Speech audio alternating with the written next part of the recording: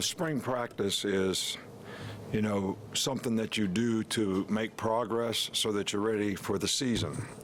We want to have a great spring practice. We had a very good off-season program so that we're ready for the opener. And it's a process that every team has to go through. And I think it's something that you need to move forward in, not only in terms of learning your position, which is the technique, the fundamentals, what to do, how to do it, why it's important to do it that way, but also in things like effort, discipline to finish plays, mental toughness to be able to sustain and focus when things don't go right. All these things require every player taking ownership for how he makes progress to become a complete player in the spring. So, and then everybody has to assess, are you a liability, or are you an asset in this process for yourself and for your teammates? So you can't be casual in the way you approach spring practice. I don't care how good a player you are. I don't care what you've done in the past. I don't care how many games we've won. It doesn't really matter. All right, there's a standard that we need to do it to, and everybody needs to buy into that standard, because spring practice is it's like a project, man. It's like building a house. We're building a new team. It's got a beginning. There's a process of things that you have to do to build that. And then, spring practice will end, and then we'll have another phase when the summer comes. So where will you take yourself to become a complete player is what, I ask the players. What kind of effort, what kind of toughness, what kind of mental energy and intensity you're going to have, what kind of sense of urgency you're going to have to do it right now. And that's going to help you become a smart, intelligent player, which is going to help us be a better team. So that's really what we're focused on and what we're trying to do. Everybody made it back, today from spring break, and practicing helmets and shorts again. Had a good practice, had more guys doing it right today than we had the practice before, so we made progress. We'll practice Wednesday and Friday of this week, and then not practice on Saturday because of Easter Sunday, so the players will have another opportunity to be with their family if they choose to do that. So basically that's where we're at. We'll start over here on the right with Aaron. We've seen Rashawn Evans at inside linebacker. What have you seen from him lately, and what do you think his future holds? Well, he's done a really good job. We recruited him because he had such a fast twitch ability to rush on the edge, and he did a good job of that last year, and we'll still have every plan to use him at that. But we were looking to where can he develop to have an every down position the best. And, we do a lot of experimenting in the spring. We want to know who can do what, so we know how to put the pieces together in the fall. So we move guys around, we play them at different positions, and we'll do a lot of that. But I've been impressed with what he's been able to do so far. He is naturally instinctive at it, so it's just going to be a matter of him learning the position, and I think he's being a linebacker. That's not going to be something that's going to be overly difficult for him to do. Back to the left with Michael. You see some players on spring break that go to the beach, some players go and train, work out. How closely do you monitor that, and what do you take note of when you see some guys that are working out throughout the whole spring break? Well, we tell players when they go on spring break that, we would like for you to work out 4 times.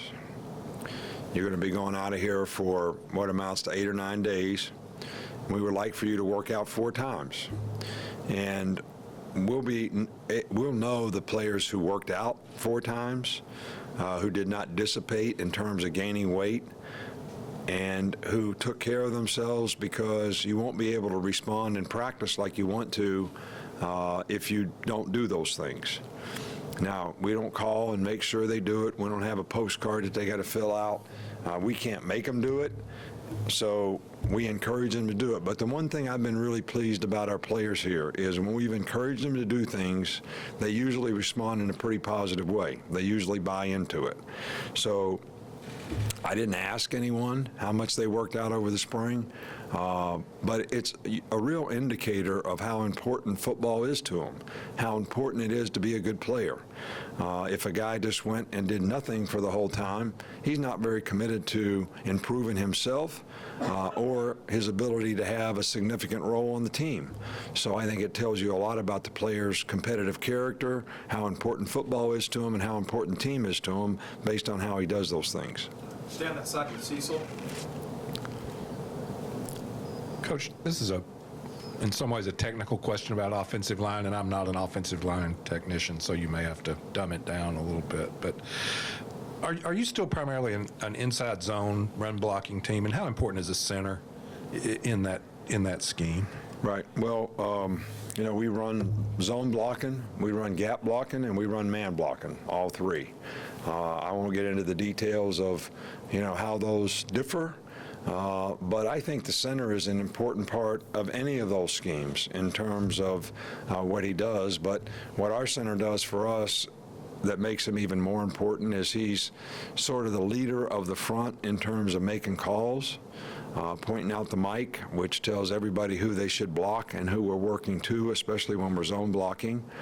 And we tried Ross there, and he's done a really nice job for 2 practices. Haven't had pads on yet, so, can't really tell, much about that. But that's certainly a critical position, I think, in terms of a guy that handles the ball every snap and develops confidence with the quarterback that we're not going to have problems in that part of the game. And when it comes to the exchange and gun snaps and all those types of things, but it's also really important that, the guy can reach somebody.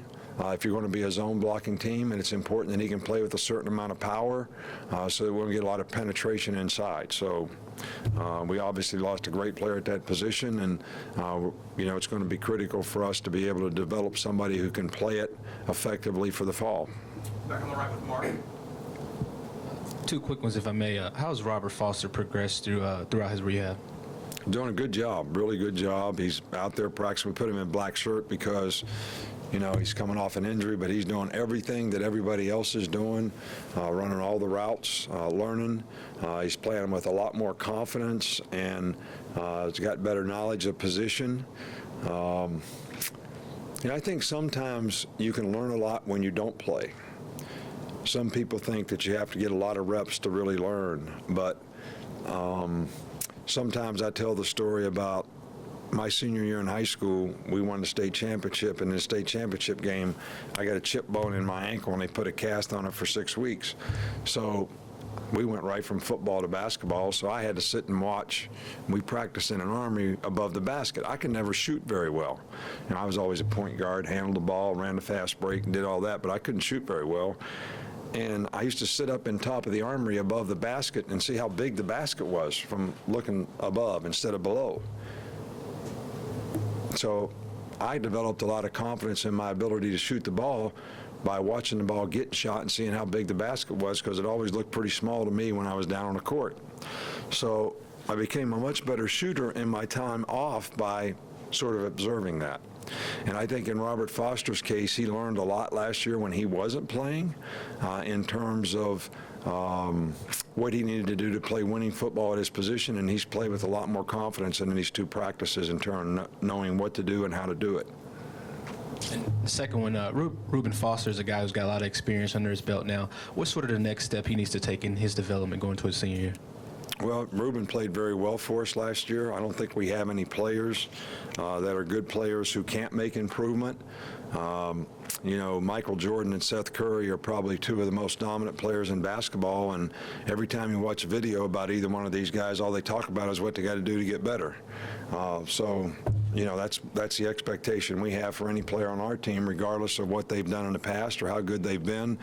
We don't have anybody in the room that's as good as Seth Curry or Michael Jordan, so I think we got everybody that's got a lot of room to improve, and that's what we tell the players. And it's knowledge of position, it's consistency in performance, it's better tackling, it's better pass coverage, it's becoming a better blitzer.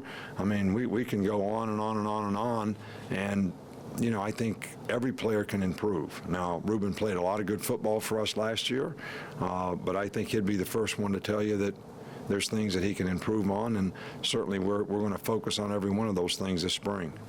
Back to the left with Matt.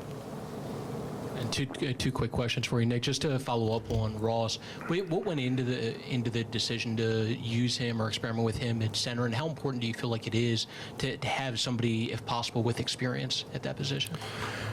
Well, I think that experience is always a valuable commodity for any player.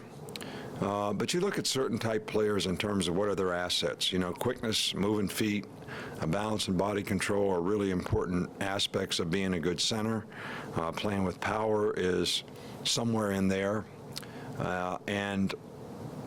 So we have several guys on our team that we said, okay, we're going to look at these guys as centers. And we want to know if we have other people besides JC and some of the guys who have played center here that could play it in the fall, because that will give us the best opportunity to put our 5 best offensive linemen on the field, whether they're playing tackle, guard, or center. So, and we feel like Ross has those attributes as a player, so he was a natural to be able to take a look at that position. And with Damien Harris, what do you feel like his biggest strengths are at running back, and where did you want to see him improve coming off of last year? Well, I think, some young players are not really ready to maybe take the responsibility of the role that some guys have an opportunity to take when they're freshmen. I think that the experience that Damien gained last year certainly helped his maturity in terms of what he needs to do to be a productive player, and how he needs to go to compete at this level. I think he learned a lot of those things last year, and in 2 days so far he's done a really nice job. So is Bo Scarborough, and those guys will compete, and obviously the freshmen that we recruited will be able to compete and add depth as well. So I think consistency in performance is the one thing, and I think that comes from confidence and knowledge, and I certainly see a more confident, knowledgeable guy in Damien this spring so far. 2 more quickly, Tom, and then Alex. Back here. I know at Pro Day you discussed Jay Coker and the NFL Combine, and how that you maybe wanted to address some things with the NFL about that entire process. So going off of that, I'm just curious, what steps do you take when you want the NFL to address something? Do you contact them directly? Do you talk to former colleagues? I'm just curious what steps you take to express your concerns about anything really with the NFL and the relation to you. Right. Well, I think that this is not a relationship just with college football or Jake Coker. I think this is something that affects college football, but it also affects the NFL. So if it affects college football, I would contact, and I have talked to several guys, and in the NFL as well as some college guys about their concerns in terms of how these guys get graded to come out for the draft early, how we could have a better process of that. And the response is that I think everybody's looking for a better way from a college standpoint as well as from an NFL standpoint. 97 guys went out for the draft or thereabouts this year. All those guys obviously can't get drafted in the first or second round. So, it takes up spots at the combine. People want to draft guys that are going to be starters. How many of those guys that went out for the draft, if they stayed in college for another year and developed and entered the NFL more ready to be a contributing player in a year, would have a better chance to have a career as a football player, rather than being short-sighted, being a 4th, 5th, or 6th round draft pick that has a minimal chance of making the team and an even a smaller chance of having a career that has any longevity at all. Average life expectancy of an NFL player is 3.5 years. And you're stuck with the bad contract. You're going to play for close to minimum wage and get a marginal signing bonus at best. So, and a guy could tell me, I'm going to get drafted in the 4th round, I'm going to show him I'm going to go play the Pro Bowl every year. I said, well, go ahead. You're going to have a 3 or 4 year contract and make no money. So Jaron Reed comes back to school. He's got a chance to be a first-round trip. He's going to make a lot of money because he developed and became a better player. And I think that's what the NFL wants guys to do, because they struggle to develop players in their current system because they have no minor league. They have no place to send a player who doesn't make the team. So if you don't have a role on the team and you can't be a starter, all right, or play on special teams and be an adequate backup, you're not going to make the team. So where do you go from there? You have nothing. And there's a lot of guys that fall into that. And all these guys say, well, I want to do it for my family and all that. Well, you're doing better for your family if you stay in school and graduate from college and make more money next year. And look at the record of the number of guys that we've had that have at second and third round grades that moved up and became first round picks since we've been here. And look at the position and status of their career versus guys that came out. We haven't had many that came out that shouldn't have, but you can look all over the country and figure that one out. So that's an issue for everyone. The NFL doesn't want it. And it affects the quality of college football, but more importantly, it affects the young man and his future in terms of developing a career off the field and giving him the best chance to have a career on the field. Last one, really quick. Kind of off that same thing, how important was it for this team, this offense, for O.J. Howard to come back, and where have you already seen some benefits, him just couple of practice in the spring? Well, I think O.J. is, you know, an outstanding player. I think there's things that he knows that he can improve on as a player. And I think that there's things that we can improve on to utilize him better on a more consistent basis, which we certainly plan on doing. And he's been very productive in the 2 practices that we have. And I think it's going to work out great for him.